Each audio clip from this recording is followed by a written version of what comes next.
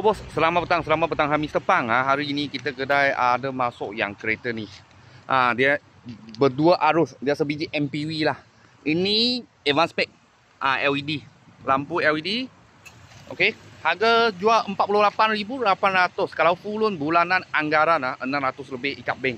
Sebab masih baru lagi kereta ni.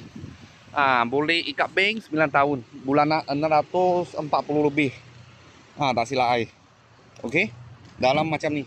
Baru sampai belum cuci lah. Belum cuci ya. Boleh nampak belum cuci punya. Original leather. Okey, belakang. Ini ori punya. Kalau nampak lama-lama macam ni ori. Kalau ada nampak baru, ini krep, boleh nampak leather punya krep tak ada. Itu barulah. Sini boleh nampak sikit-sikit. Jadi sebab ini kereta MPV lah. MPV. Lepas tu dia punya tulang tak sama. Dia punya tulang serupa macam Innova Avanza.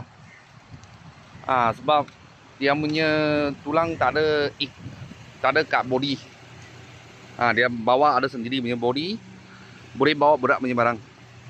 Sebab ini design untuk yang bawa banyak orang.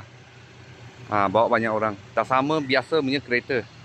Tak sama biasa punya kereta. Sebab bawa dia dah sedap sikit, keras sikit. Dia punya exober. Kalau bos-bos dan kawan-kawan siapa tengah cari kereta ni, bulanan 600 lebih aja. Full loan bank full loan bank.